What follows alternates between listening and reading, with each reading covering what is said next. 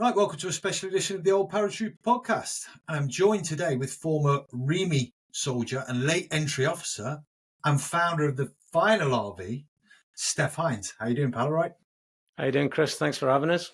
No, thanks for making the time to come on. I really appreciate it. I know you're very, very busy with doing bits and bobs, so it's just a pleasure to have you on and for you to make time. Thank you. You're welcome. No worries. What I like to do with all the podcasts is I like to get a bit of background about the guest, kind of where they grew up, what led them down the route to join the military, and then onward to talk about the things that they're concentrating on now. So, yeah, over to you, pal. Sure. So, not your typical steely-eyed dealer of death that you get on here, mate, but, I'll do my best. As I said earlier, I'm a lover, not a fighter. Not even that much of a lover. But I did try, though, because when I was a kid, I had two elder brothers, 9 and 10 years older than me. I had one brother who was a school teacher. He was upstairs studying all the time, didn't have a pot to piss in. And I had another brother who was Scots Guards coming back from Kenya with a suntan, loads of money in his pocket, teaching me how to play poker and everything. So it was a no-brainer on which one I wanted to be when I grew up. And then, just showing my age here, I'm 58 years old. But in 1982, the Falklands kicked off. And my big brother, who literally was my idol, went off there with 2nd Battalion, Scots Guards, did tumble down, all that kind of thing. And that was the time that I was joining the army. So I rocked up 15 years of age, went in, smashed the exams, the test and everything. And the bloke there, Sergeant Major, says, "Well done, lad, you can do anything you want to do." And I went, "Well, I want to join the Scots Guards." Now, I'm 15 years old, I'm 5'3", 8 stone soaking wet, and he was like, "The fuck did you come as?" And I went, "Well, isn't everyone in the Scots Guards? Kids, you have no concept of arms and services and all that." And it was actually my brother wrote me a bluey from the Falklands. And he said, "Look, I've had a great career, but for fuck's sake, don't join the Guards. Don't join the infantry." So I went back to the careers office and I went, "Well, what can I do?" And he said, "Well, you can do REME electronics." And I went, "I'll give that a bash." To the day that I started my electronics training, I didn't know what it was. I just thought, fuck it, I'll be all right, So and it just kind of set me up for that whole career. I was just coughing my way through. So I did that. Did 3 years as an apprentice. So I joined at 16, and then went off and served with the tanks, 47 Royal Dragoon Guards. Then I went to REME Battalion, back doing trade courses and all that. But I was all out in Germany as well, which was good news and bad news in terms of the drinking and everything like that. It was good at the time, don't get me wrong. But I started to discover adventure training and sports and stuff like that, and it's a lot better than working for a living. So one day I got this offer to go down to the REME Adventure Training Centre as a ski instructor. So I went down there for 2 weeks. They kept me for 6 weeks. Then the next season, they asked for me to come down again. I went and did a full season, did a season down there after that. And then now we're at about 1998. And I got selected to be the chief instructor down there. So I did, and that's a full-time position instead of just seasonal. So I can just hear the sympathy coming out of the guys here. But basically, and then I got a 2-year. Terrible, I'm not going to lie, yeah. I got a 2-year job, right, in Bavaria, and then they extended it, and ended up spending 10 years down there.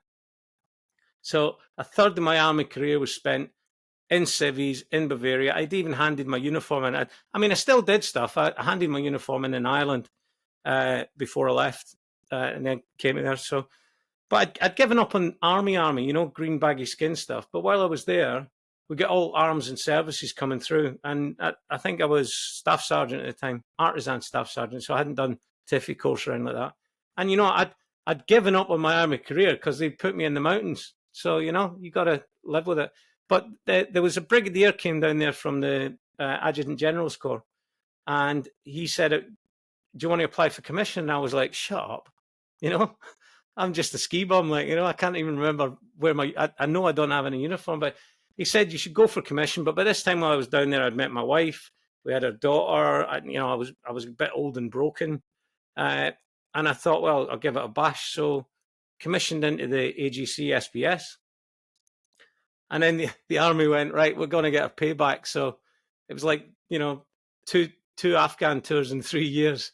baptism by fire here. Remember what the army's all about and all that kind of thing. So, but by that time I was old and bold base rat. So I did Kandahar and then I did Bastion, but behind the wire and all that kind of thing. So, so a charmed career. But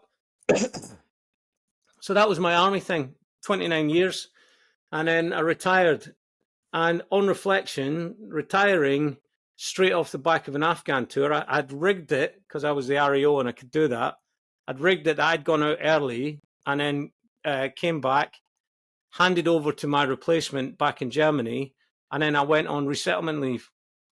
And flying out of theatre, coming back, handing all your kit in, giving up your job, giving up your house, giving up your 29 career, and going and sitting in a room on your own with no direction and no purpose, and just having been a soldier since 16 and now I was 45 years old, and I was lost. And so I did what every good squaddy would do. I said, I'll drink my way through this, which clearly isn't a good idea.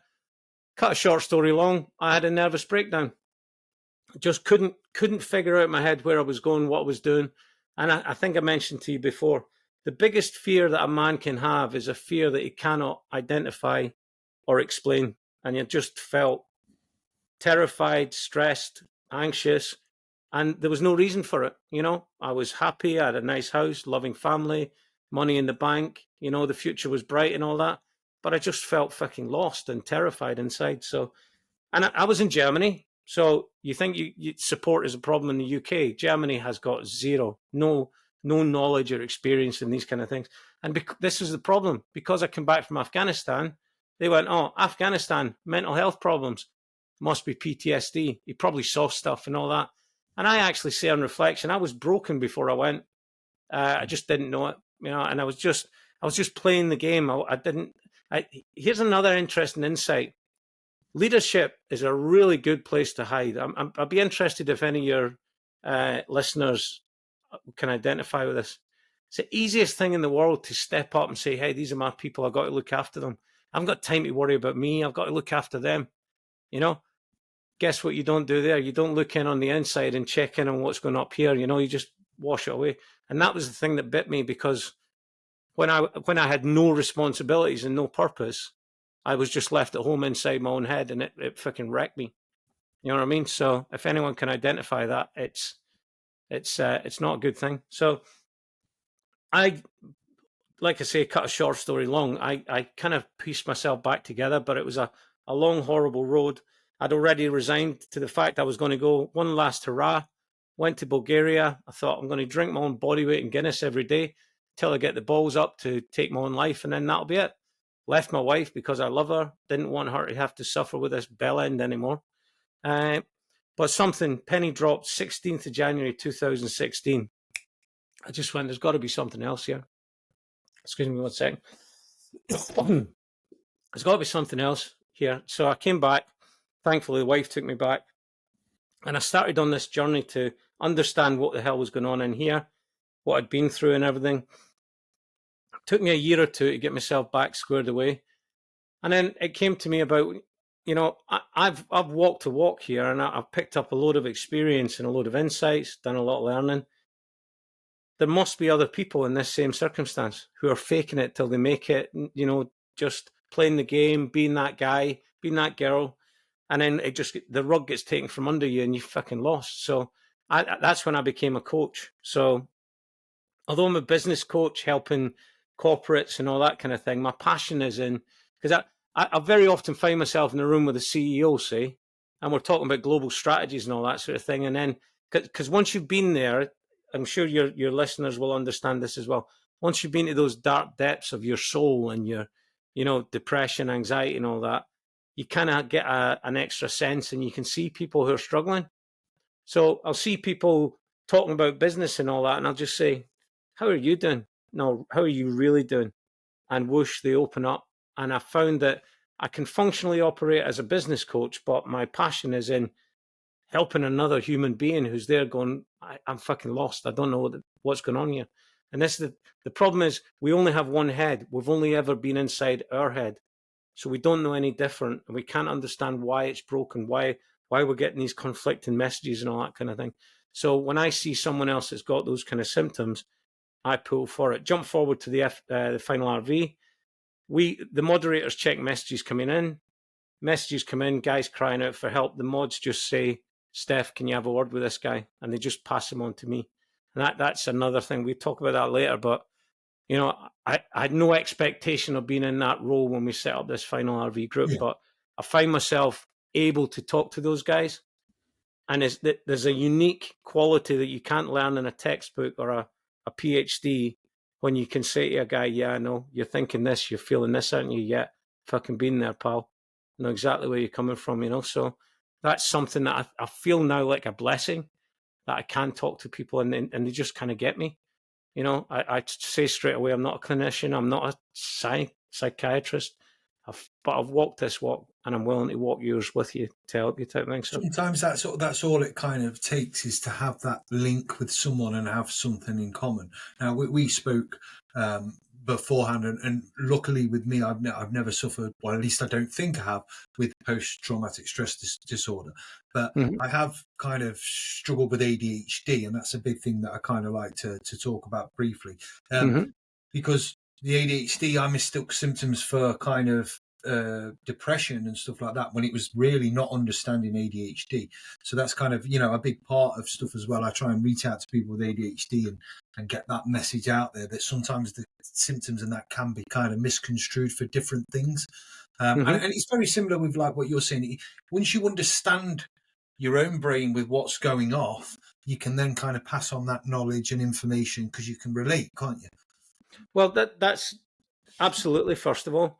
But that's one thing that, again, I've discovered now. The final RV group's been running for 4 months, and I'm on a massive learning curve about all this. I'm studying a lot and meeting people and dealing with experts and stuff like that. The power of the peer-to-peer support. Now, let me run through the world according to me. Why veterans find it so difficult to ask for help. Day one, you join it. Doesn't matter if you're parachute regiment or an orderly in the RAF mess, whatever it is. Not cap badges are relevant in this stage. You're told from day one where to be, what to do, what to wear, what to think. You must have a plan. You must be organized. You're part of a team. Left of arc, right of arc. Responsibilities, direction, and be strong. We use language like biff chits and jack wagons and sick, lame, and lazy, and we're trained that exactly what you would want in a soldier, to have courage, moral and physical courage, to step into that fear. But that's stepping into a fear that you can identify and see.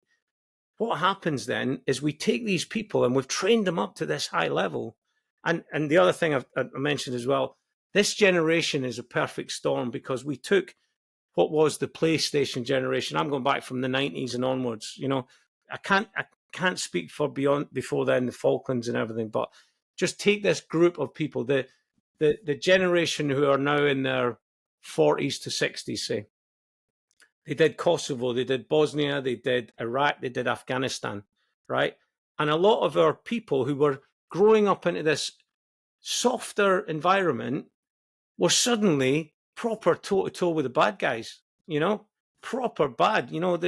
Looking at some of the regiments, both of my Afghan tours I did with 3 Commando Brigade, and I was meeting guys out there in their late 20s who were on their 5th tour, and it's an unnatural environment to be in when you compare it to the culture that they came from. So that's point number one. And they did it. I always say, I will not hear anyone tell me that youngins today are not up to it.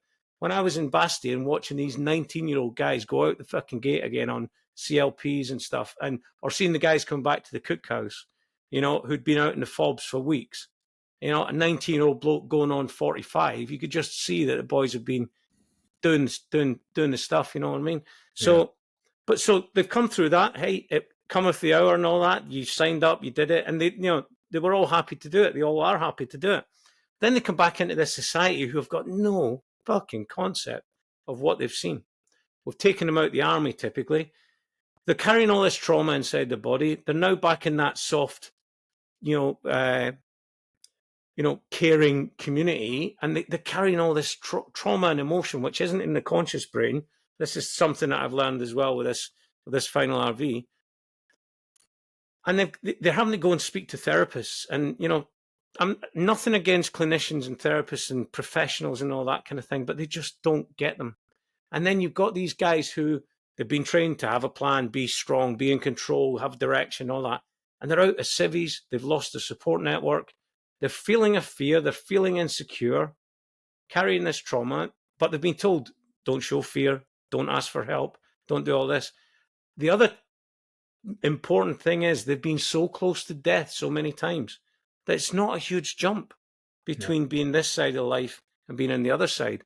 So when they're feeling this pain and they're getting these constant voices in their head, their emotional memories speaking to their present brain, it's so much easier to say, do you know what? Fuck this for a game of soldiers, I'm out here. And I think that's the role that the veterans community can do so much more than the best clinicians in the world. Because I believe from the military mentality, if we have another peer, a guy who's been out on the ground or whatever, same place, to literally say, it's okay, mate, I get you, I understand you, I've got you. It's almost like saying you have permission to feel these things. You have permission to be in absolute shit state, and I'm going to be here to support you. And we give them that emotional feel like they're back in the barrack block and they've got their team around them as well. And I think that's what I'm realizing now, that the Final RV, it's a Facebook group. It's fun and banter in one respect, but I believe the serious help that it can do is providing that for these people, because the biggest problem we're seeing across all the members that have struggles, social isolation. They don't typically have to have complex PTSD or, clinical depression. They're just misunderstood. They're surrounded by people who don't get them, and we can offer this as well. And that's where, kind of segueing all this in together, that's how Craig, myself, and Nick, the founders of Final RV, when we were talking around April time this year, I met Craig through business on LinkedIn. He was offering a service. My company needed a service. We got chatting. We found out that we were both we'd both served, and we understand that since COVID, the power of community is getting bigger. Everyone knows how to do online stuff, and the power of community is getting bigger. I run my own online community called Get Smart About Stress, which has got a lot of military in there, but it's for anyone really. And it's just people dealing with the typical normal stuff. The military stuff adds an extra layer to it. But so I'm running that community where people can just drop in and have a chat, and that's changing people's lives on its own. So I know what low-level peer support can do. Craig's running a similar community with his branding company. And we were just chatting, and I said, you know what? Wouldn't it be great if we could set something up for veterans? And then that's when Craig, who was the original founder of the original Final RV, that if you remember, about 4 years ago, he said, do you remember that group? And I went, yeah, I was a member of it. And he said, yeah, we got shut down. We got to 47,000 members, but we just couldn't manage it. It was like the Wild West, trying to moderate the comments and all that. Facebook just went, boom, pulled the pin, and it was gone. So I said, well, we're building our own communities here. Our community model would work, where it's a kind of closed community. Runs just like a social media thing. So you come into the front page it's an app on your phone, and it's the same. You're just scrolling up, seeing who's written whatever, but it's got loads of other functionality behind it. It's on the school platform, if anybody knows it. But so we said to Craig, should we go again? Should we try it again? Because there's AI moderation available and all that. We said, yeah, let's try it.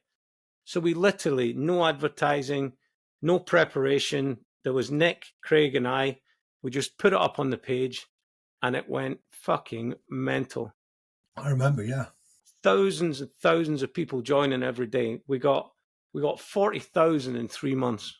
Mm-hmm. We were like, what the fuck? So that's good news, first of all, but it tells you that there's a need.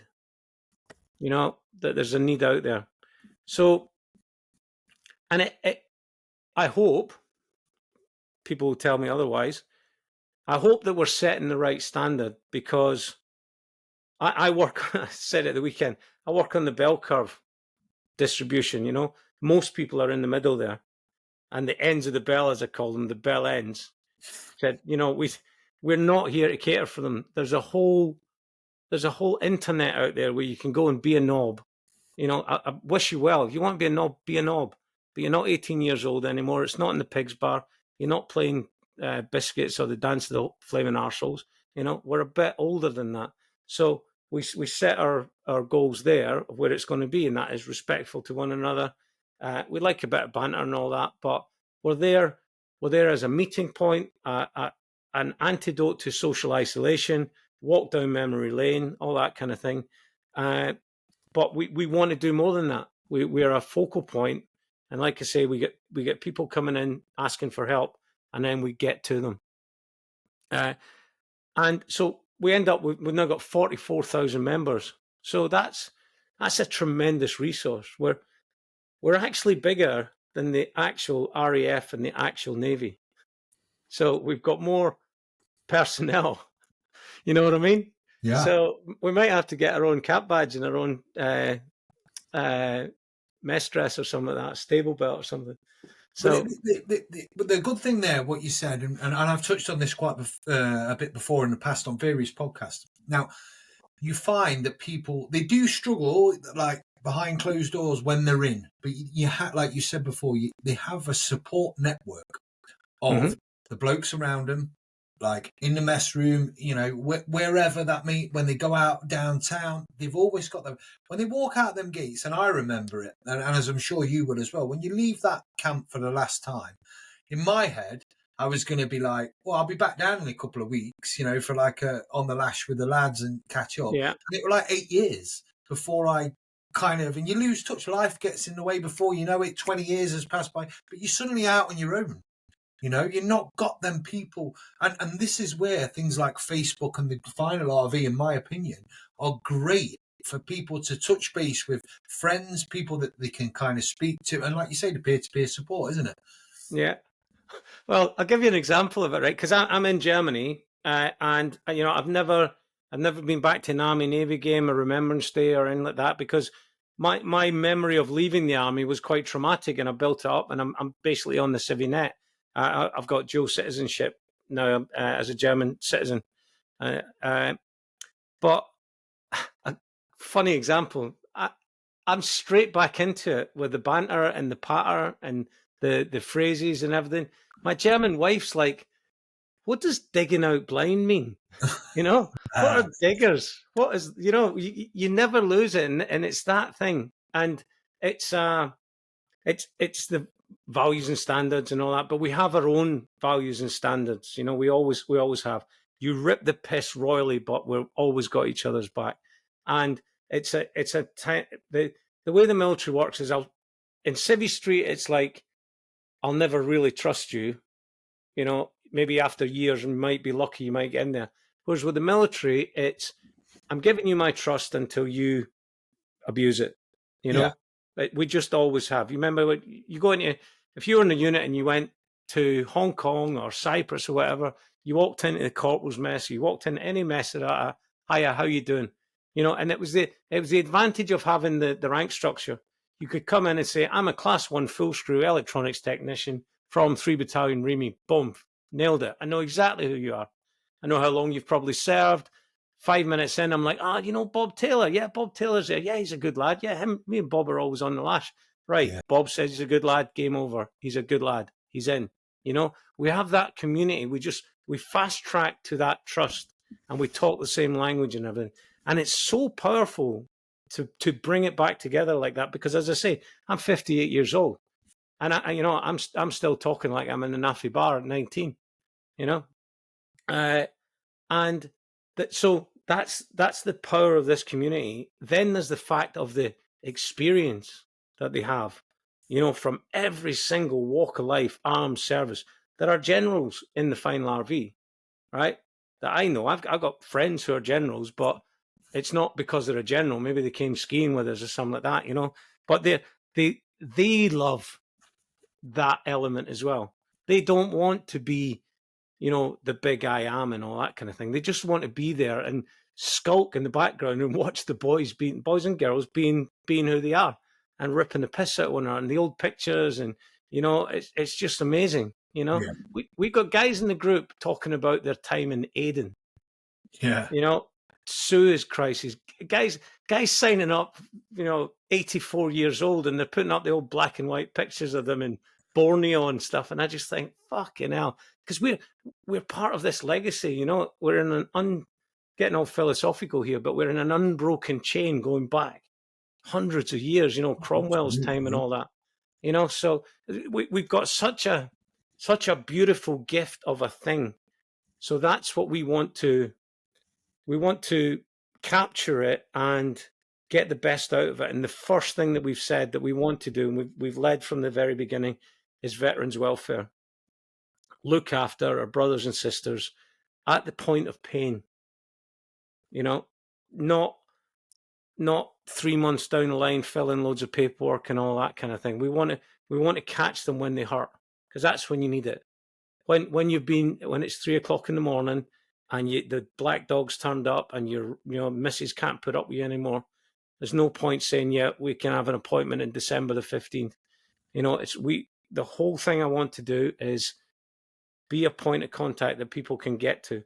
We don't want to reinvent the wheel. We don't want to be better than anybody else. I want to just be a signposting point where when people do ask, we've got the contacts.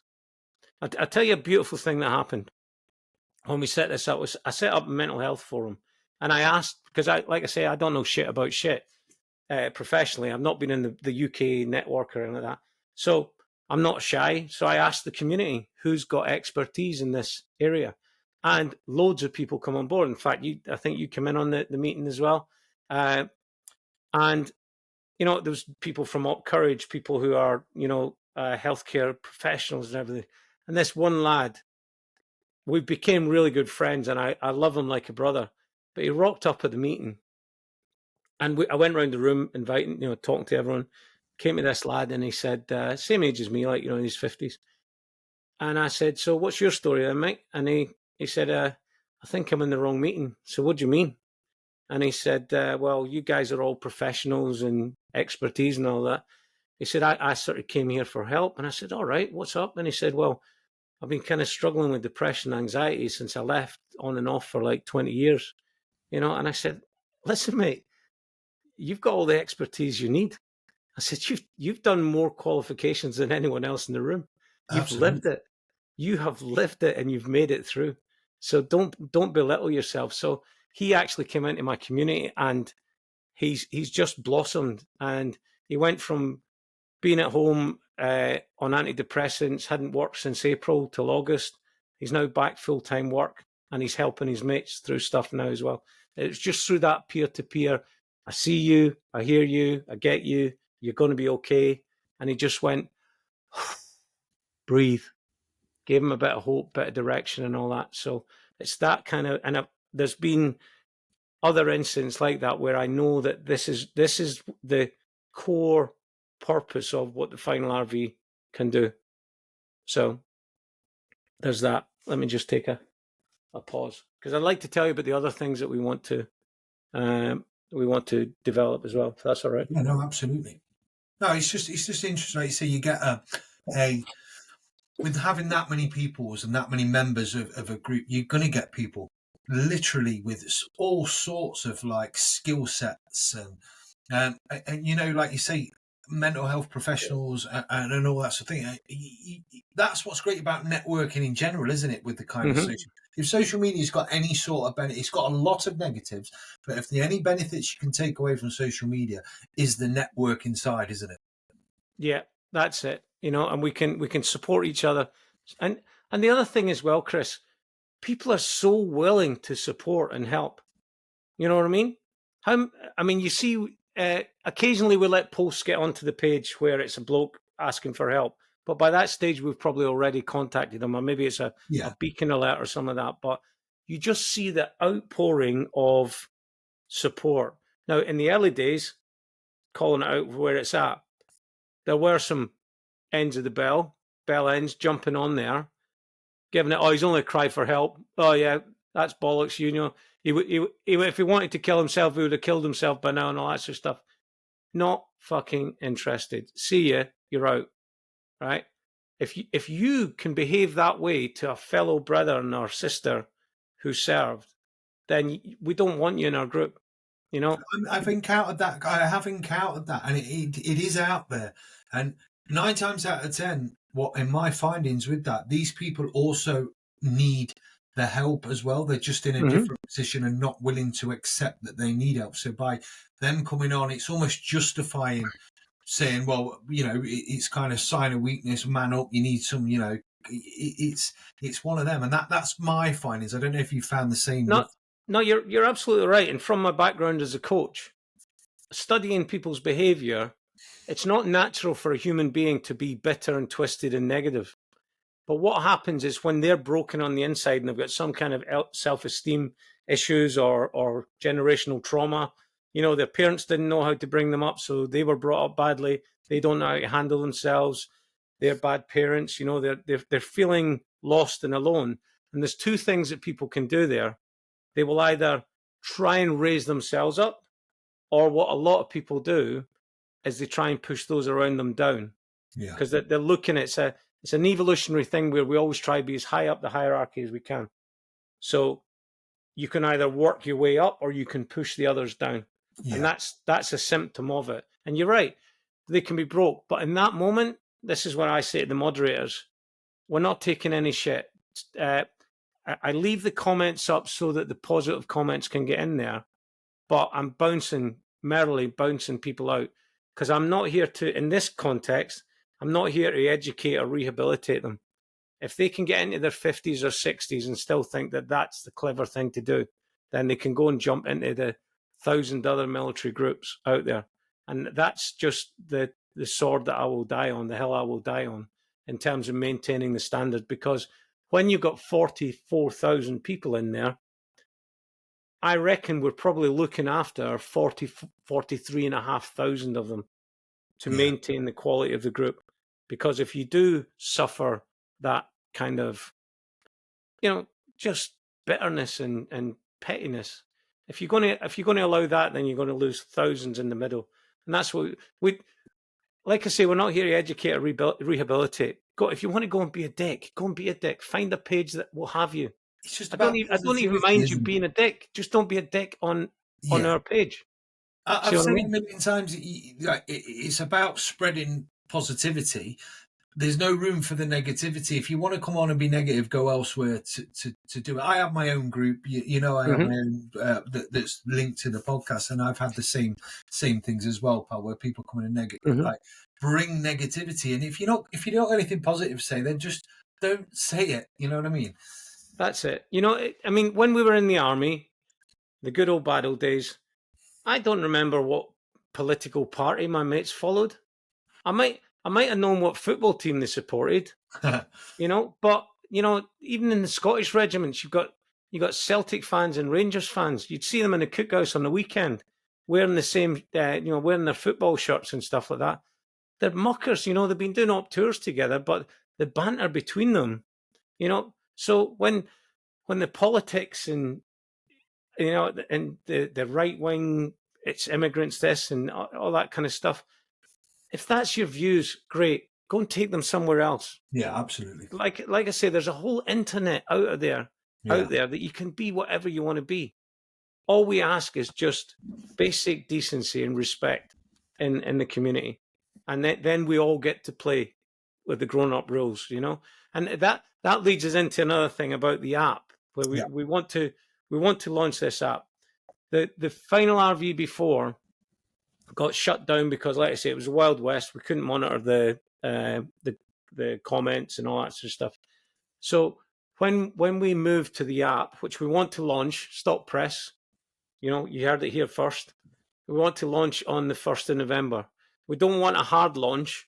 We don't want 20,000 people rocking up again, like it was at the start of the Facebook group. So we're going to open it up, and we're going to do drip feed announcements and infomercial type things on the group, so that people can just come in and log in. Because the difference is, it will be everything you've got on the Facebook app, but in the background, like I said, first of all, if you wanted to have Paratrooper podcast tab along the top of all the of the community feed, you could select your tab.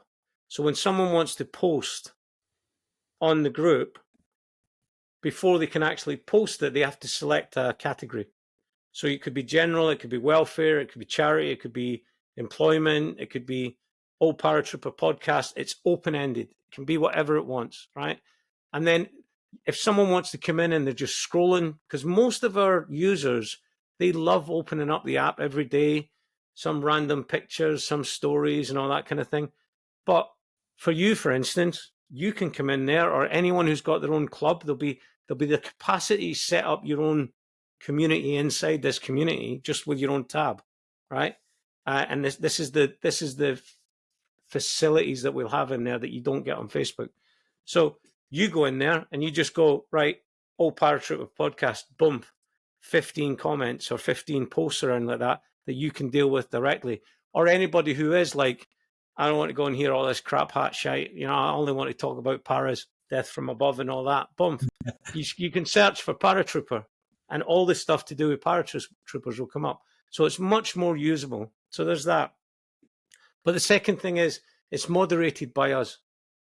So if you do say that's the dog's bollocks, you won't get a 7-day ban from Facebook. This is the thing. Our mods get such a bad name. Most of the time, they don't even see the comments. It's AI, isn't it? Of course. Yeah. When I started, right, I woke up one Saturday morning and I looked in the activity log and there was like 12 deleted comments. And it was a Remy bloke as well,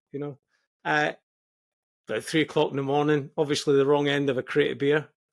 And he was having a proper argument, but he was having an argument with the AI assistant because he went, oh, bollocks. How can I not say bollocks? Let's comment remove. And he thought we had one of the mods up at 3:00 in the morning just waiting for him to post so we could fucking delete it like that.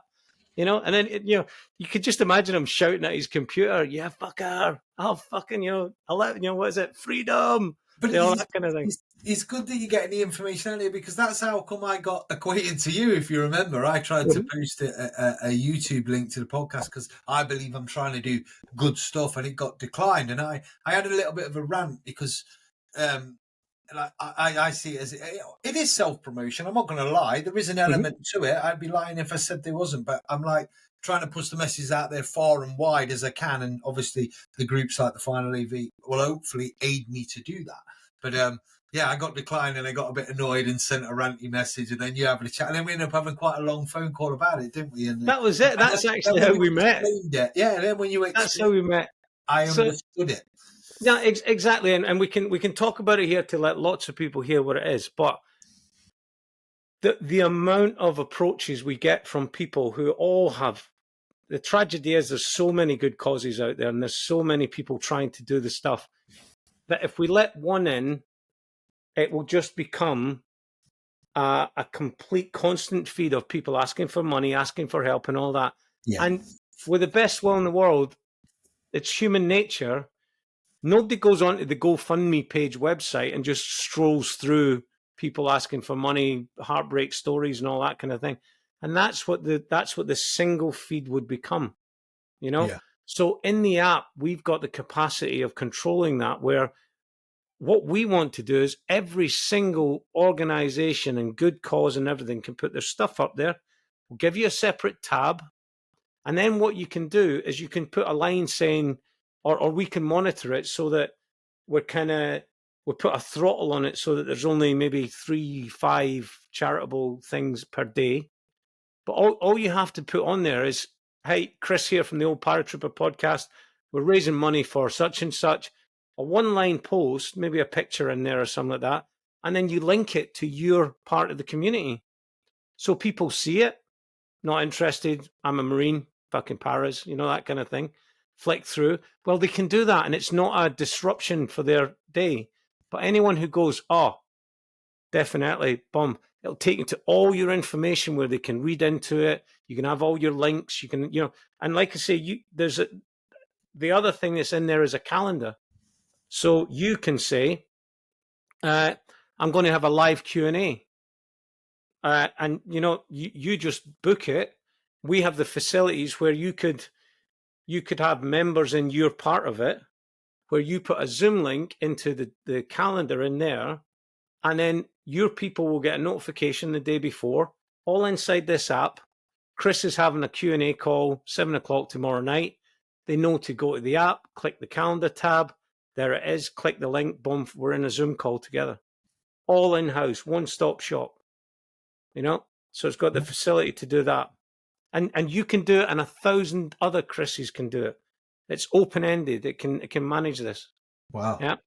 So there's that as well. What we can load it up with as well is information databases on welfare. So if you search welfare Northeast England, you can just type that into the search bar on the front page. So from that respect, it's like a website, but it just runs on the app on your phone. If I can show it on here, I'll pull it up. I've got mine on dark mode, but it just looks like a typical kind of Facebook page. Just comes up like that, and you can scroll up all the messages and all that. So from the front end of it, just looks like another social media thing. What does the app symbol look like on your phone, or is it the final RV kind of? Let me need my eyes in. Yeah, it's got the skull. It's got that. So when you log onto the app, that's what it would look like. Yeah. So you've got the final RV thing. Yeah. Right. So everybody's used to using apps. Everyone's used to using their phones for social media. So it fits that. There's not a huge amount of training, but for the ones who just want to come on and have a bit of banter and say fuck without having to use pound signs and fucking asterisks and stuff like that, and blooming instead of bollocks and all that, then we can do that. But we will monitor it, but we monitor it at our level. Yeah. I put something on Facebook. I said, slap yourself, you're hysterical. I got fucking banned for inciting violence or something. It's self-harm. You know what I mean? But that's how we talk to one another. Yeah, people don't get it, do they? Certainly AI doesn't get it. Well, that's the thing. They don't get the context. So we'll be able to monitor that where we monitor it at our standard. And I'll be able to tell when you tell me to fuck off in the message, I'll be able to tell in the context that you were just like, oh, fuck off, Rangers are shite, Celtic's my team, something like that. You can read that intelligently and say, well, that's not abuse. Yeah. If someone says, I need help because my wife's in labour and I need to, and someone wrote, oh, fuck off, you whinging cunt, then sorry, mate, fucking naughty, that type of thing. So what I'm saying is we can set the standards at our standards and we can be a bit more grown up.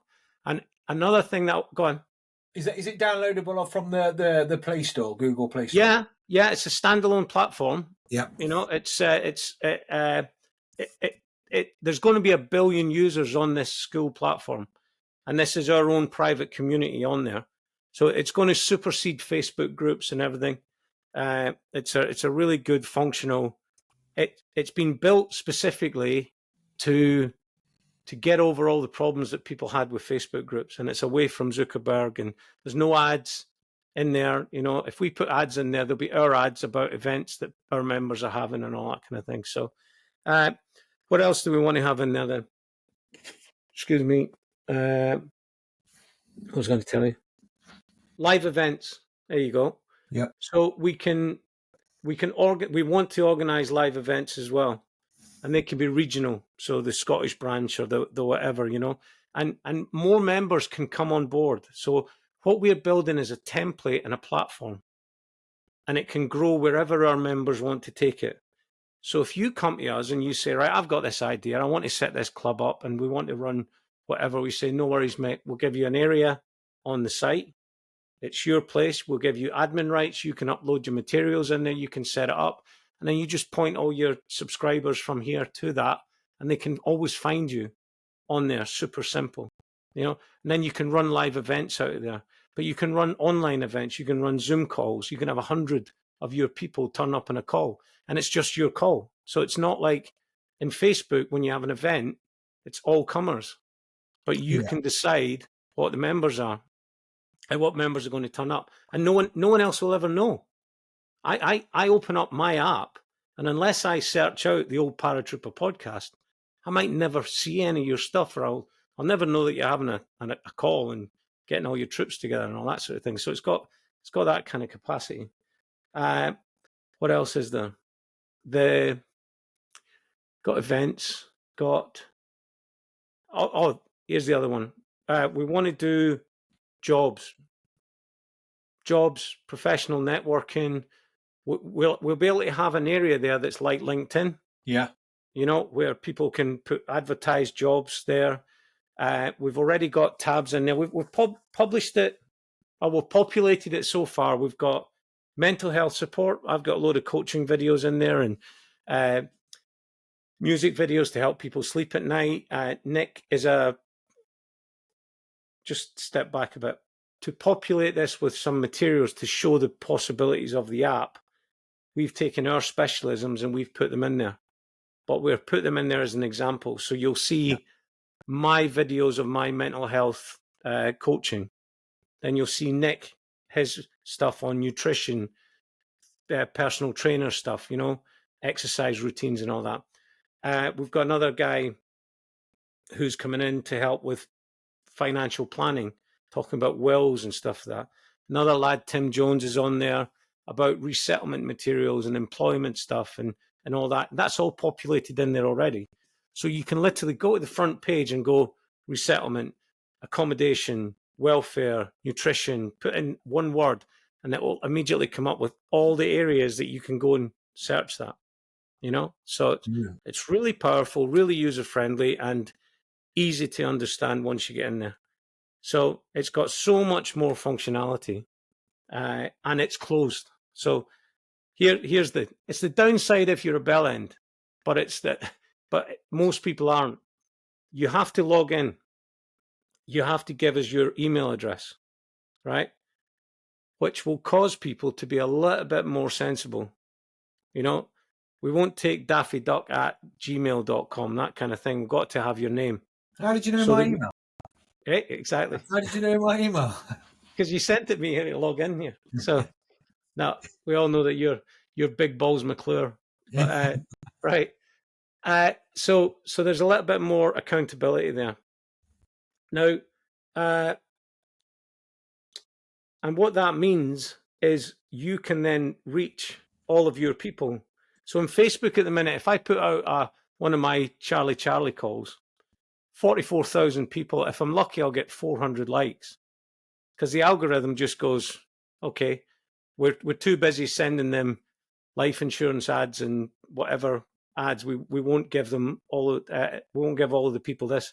Whereas in the Facebook group, in the Final RV app, we'll do it very, very sparingly. That we will do 44,000 emails, but you can have 200 people, and you can just go click, just to let you know there's going to be, the weekly call on Tuesday is going to be at 7:00 instead of 6:00. Bang! Every single member of your community gets an email to say new Zoom link, that sort of thing. So it's much more powerful that way. So it's very user friendly, and an important thing as well is that this isn't replacing the Facebook group. This is parallel to the Facebook group. Yeah. But our goal is that we'll make the app so appealing, add so much value, that it'd be daft not to be in the app. Does that make sense? Yeah, no, absolutely. No, it sounds really, really good. It sounds really positive. And like you say, it sounds like you've got lots of it's almost target specific, isn't it? Like you say, it's difficult on Facebook to kind of sort of not water down, but target specific audiences. But I like the idea with the tabs. How you can kind of pick a particular area that you want to go into and filter out because a lot of social media doesn't have that ability, does it? Like you say, and you end up kind of bombarded with useless stuff. I mean, I personally don't go on a lot of social media for that reason, so I can see why it's definitely going to be appealing. Well, and that's another thing that we're thinking as well, because we've captured the Facebook audience. But there's a hell of a lot of people out there who are never Facebookers, because we know the amount of shite and drivel that you can get out there. And there's a lot of people not on there. And like if you know Chris Shaw, ex-Bootneck, he's over on LinkedIn. he's got 15,000 members. Yeah. A lot of those members will be members of the Final RV, but a lot of them will be, you won't get me on Facey. I'm not doing that. Well, we can go to them and say, hey, guys, we've built something, a bespoke service for military over here. Do you want to have a look? So we could bring them across, and we're providing a service to them. But here's one thing. This has never been announced before. So this is for the old Paratrooper podcast. Drum roll. Flags and all that. Right. For us to be able to really do things and really make a difference, when we've got that number of 40-odd thousand people, we have the capacity in the app to make a subscription fee. So before everyone logs out, what I see, my vision is an ultra low monthly subscription. Think about the price of a pint, something like that, right? So £5 or less, but loads of people paying it in. And that creates a war chest of money that we can do good with. Now, this is what I think, and I think a lot of your viewers and a lot of our members will agree. We do not want to replicate some of the big charities, right? We do not want to build millions in assets, have a board of trustees on six-figure salaries, have a patron, go to Westminster, have award ceremonies, black ties and all that kind of stuff. Not interested. By veterans, for veterans. And the way that I would see the subscription model running would be like a corporal's mess, corporal's club, where we have a committee of people, volunteers from the community, and they serve on that committee for 3 months or 6 months. In that period, let's say a quarter, let's say 3 months, we're collecting monthly subscriptions. That money builds up. At the same time, we have our own charter. So we're legal and above board, set up as a CIC kind of thing. People can apply for welfare grants. They can apply for hardship grants. They can apply for business grants. So if you want to set up your own website or you want to do a coaching course or something like that, you can apply, right? So you put in an application in that quarter as it's running up. Money's accumulating. There'll be admin costs as well because you have to pay for the service. We have to pay for the service. And what we want to do, we don't want to have any patrons. We don't want to have any trustees. We don't want to have anyone non-executive claiming a salary for just having their name on a board at the front door. We've got no offices around that. But I want to do a fair day's pay for a fair day's work. So if someone's working as a moderator, as administrator, as an accountant or whatever, we pay them going rate so that they don't have to do it in their evenings, weekends, stuff like that. I think that's fair. And everything about this is fair and reasonable.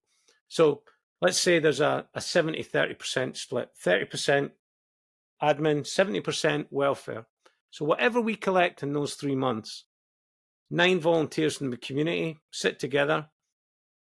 I propose that I would be the non-voting chair to make sure that everything's legal and above board and account, but I don't actually get to vote on anything.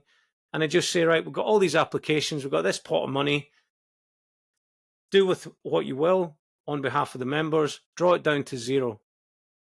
End of the quarter, there's no money in the kitty, but that money goes out to good causes. We do a statement of accounts published in the community, and you can look down and see everywhere that it went. And what we could do, for example, is small charities. You know those one trick, I can't think of the phrase, like a couple of blokes who are doing something local. There's so many good causes out there where local guys are digging out blind, they're on their arse, they haven't got a pot to pee in financially. Well, what I would propose is that we have a standing thing where we select, or they get to apply to us. Smaller charities get to apply to us because we've got this volume model, 40,000 people paying £4.50. It's a lot of dot dash when you add it up, right, over 3 months. But we could say to them, there you go, guys, there's £5,000. Go and do it. Do with what you will. You're You're doing a great job and all that kind of thing. So we could support the minor charities in the way that I believe your typical veteran would want to see them being supported, and not being supported in, paying rent in a London office and paying for award ceremonies and all that kind of stuff. So we never ever accumulate wealth. What we do is we accumulate money for a quarter, we disperse that to the people that have applied, and then it starts again. And if you're not happy with what the committee did this quarter, guess what? Anyone that complains, their name's in the hat, they're going to be in the committee for the next quarter. And it's always the members using the members' money for what the members want to do.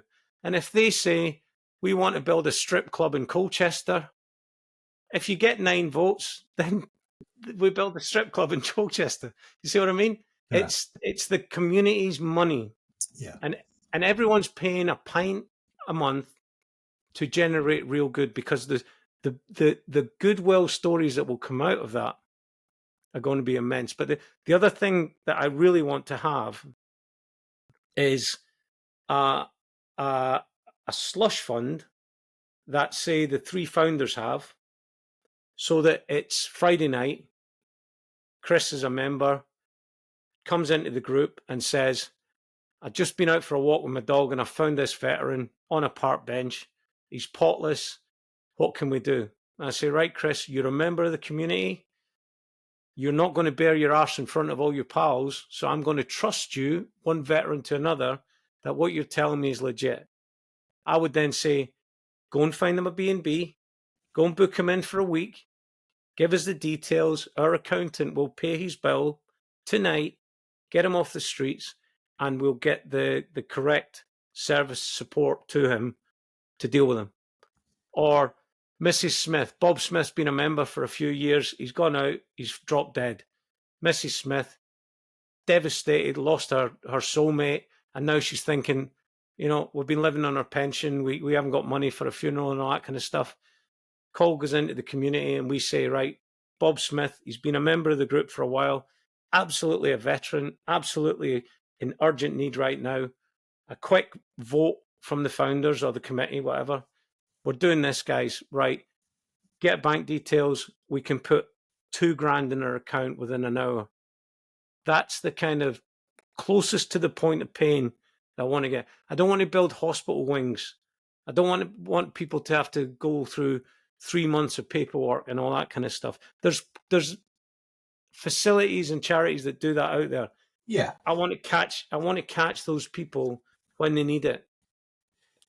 Because I think that's when we can do our greatest work. So, but the immediate emergency funds, isn't it? Basically, in a nutshell. You see what I mean? But grown-up rules. The bottom line is, Chris has come to us. He wouldn't have come to us if it wasn't important.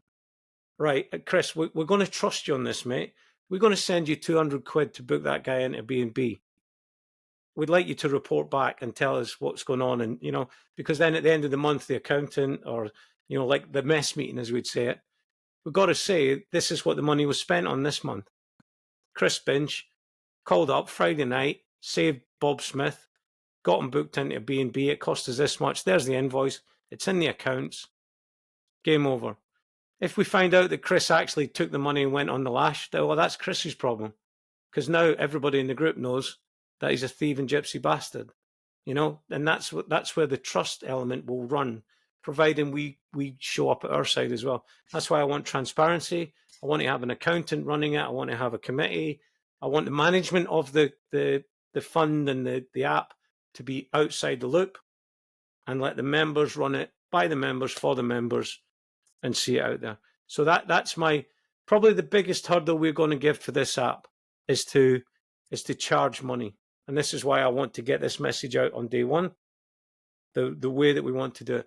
What I would also propose is we run it for 6 months. We try it for 6 months. We suck it and see, because we're going to fuck it up. We're going to get things wrong. We test and adjust. We respond. And then we look in 6 months and say, hey, it's not working.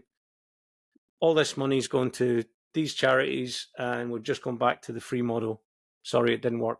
I doubt very much if that would happen, because I think we could really get something going that could really make a difference.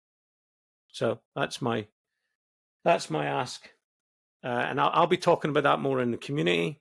But this is the first time we've gone public here. So the old Paratrooper podcast gets the No, scoop. I appreciate that, and I really like the idea. I do like the idea. I mean, I'm not going to lie to you. Before we had this chat, it was a bit sketchy with what was kind of. I didn't really fully understand it. Partly being my brain, but partly, I didn't and get it. And now you've explained it.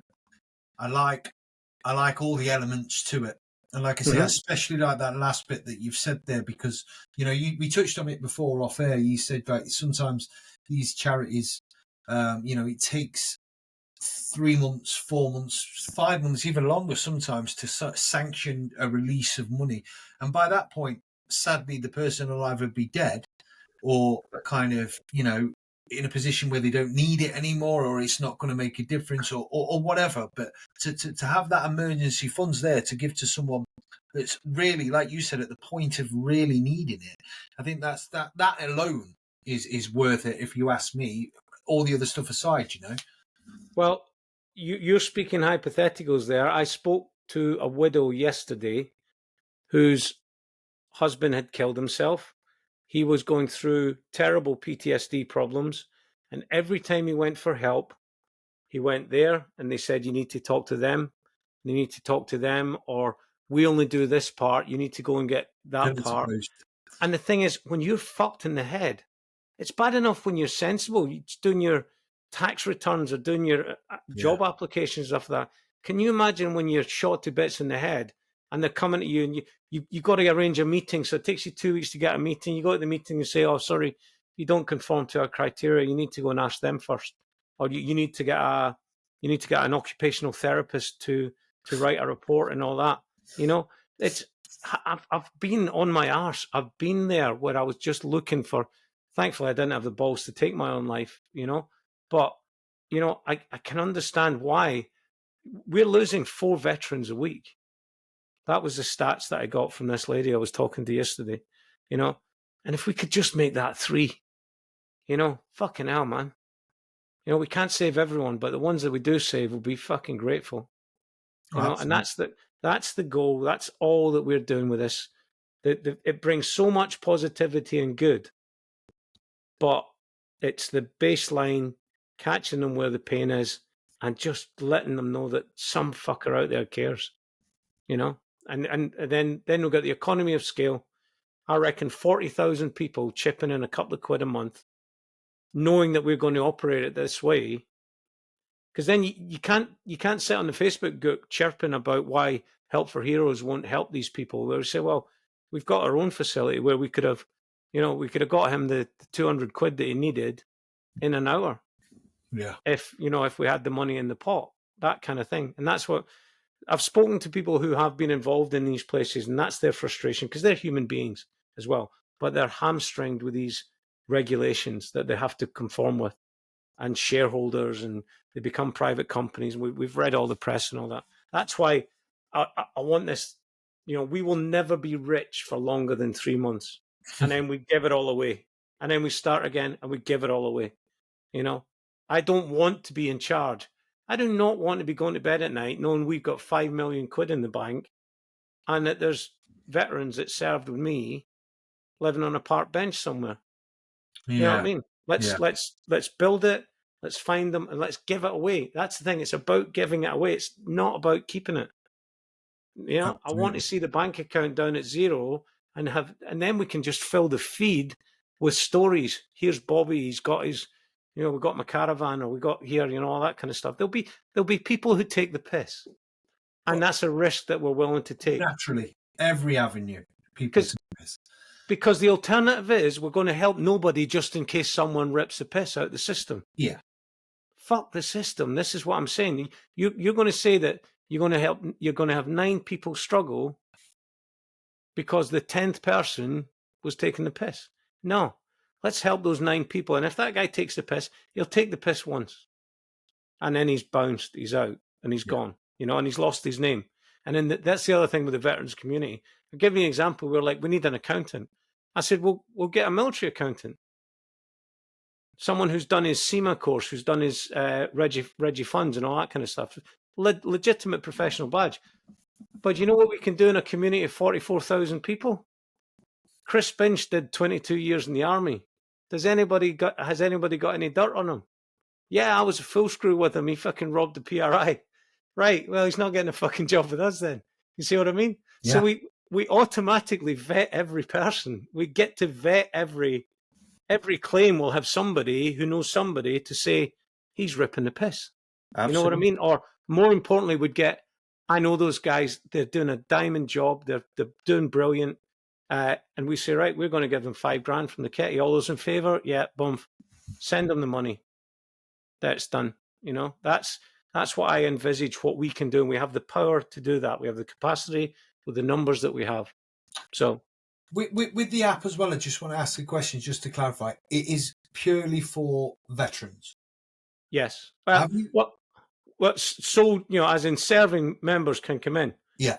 you know, I but just it's thought if nothing to you do with civvies. considered tabs or avenues for emergency services as well, or is that something you may think of further down the road? No, this is the interesting thing. If I'm thinking now as a businessman and a business coach, the model that we build will be licensable or repeatable or scalable. You know, and I've already had things in my head with like the American forces, because I know people who are working as affiliates to American charities, and they're bringing the UK stuff in, Save a Warrior and stuff like that. We could flip that the other way, where we could take our model to the American forces, show them how to set up their stuff, and then, you know, take a cut or whatever. But like I say, I don't want this to grow and get millions.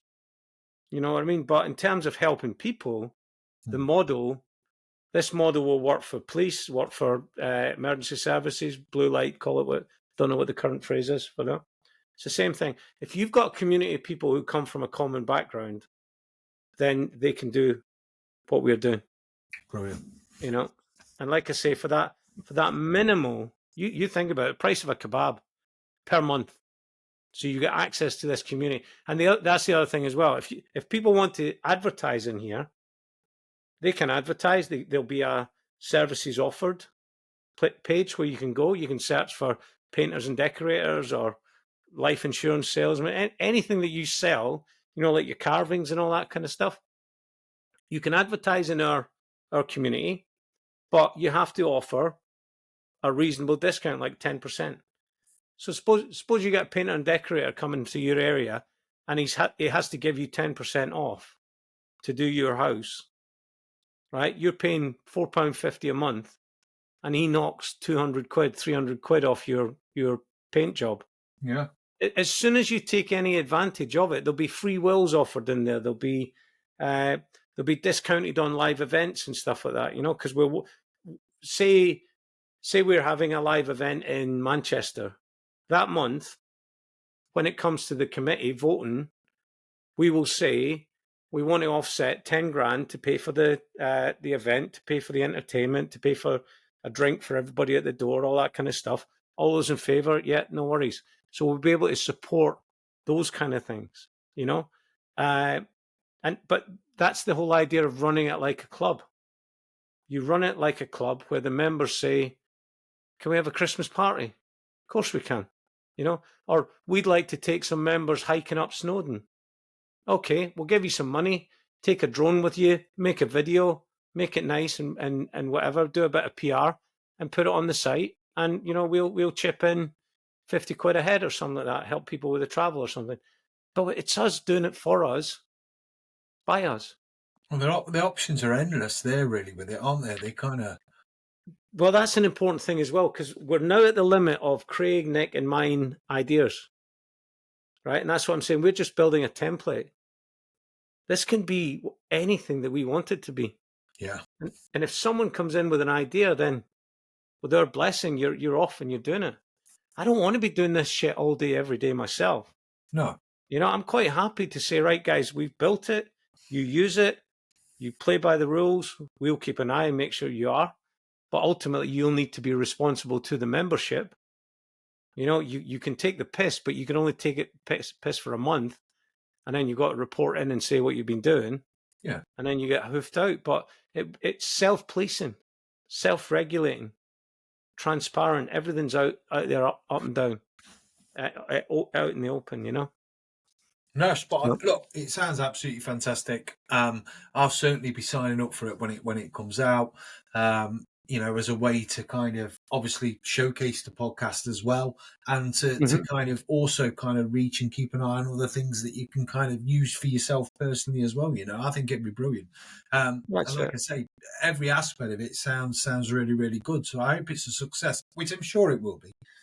Well, I think given the success of the Facebook group, and you've seen how we run it, grown-up rules, no fucking about, no favoritism, just play the game, play with a straight bat. We're going to apply the same thing to the app. And again, like I say, you can come in, you're paying a monthly whatever, you can vote with your feet. There's no annual recurring or whatever. You go in there and say, I'm not getting it, and you leave. I think what most people will do to get away from the bell ends, to get away from the algorithm, to be able to talk to their mates. I've got one more thing I need to add as well. I want a tab there for, I've called it "Get Your Dits Out," right? Because the one thing we love is telling stories, and we'd all love to write a book, right? I want to have an area where people can go in and write their long drawn out, when I was in Aldershot, such and such, and we went to this pub and nailed that bird, and then all that kind of stuff, that we can put those kind of stories in there. And very quickly, we will get enough material to publish the Final RV Volume 1, Final RV Op Grapple, the Final RV Herrick 3, all that kind of stuff. We'll be able to put out books, and we'll publish them as ebooks. And guess what? The money that it brings in goes into the kitty. You see? So that's only the ideas that we've had. When we asked 44,000 people for their ideas, that we just bolt it on. That's a great idea, right? You can have your own tab, you can have your own area. Here's how it runs.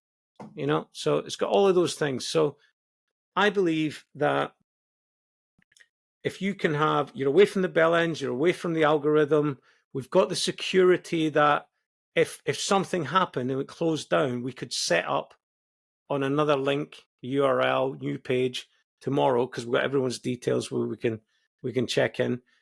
The amount of support that we'll be able to give people professionally from a welfare perspective, with the extra functionality we've got, my hope is that just about every member of the Facebook group will do it, set it up, £4.50 a month, whatever, and just have it on tap just in case they do need it. So that's how I see it. From a business mind, I think we're going to be creating so much value, and we're going to run it in such a way that people will want to be part of it. And, we'll be held accountable by our members. That's the way I want it to be, because everything I want to happen, I've told you. And it's everything I would want from a club, and I don't want any elite committees and private behind the doors meetings. I don't want any trustees. Don't want any patrons, HRH, whoever the fuck it is, not interested. Ironically, they'll probably come knocking on our doors and we'll be like, "You're all right, pal. We're fine." No, it's good. It's good. It sounds absolutely fantastic, pal. And thank you very much for kind of sharing it with the podcast. I think people will find it really, really interesting. And I think it will be very popular. I really do think it will be. We'll give it a go. We'll see how it goes. All right. Yeah. Right, mate, it's been an absolute pleasure. Thank you for coming on and sharing and talking about it. It's been my privilege. I will speak with you briefly off here in a second. But for now, I'll keep an eye on the app and all things to Final RV related. But again, it's been an absolute pleasure, Steph. Thank you. Cheers, bud. Thank you.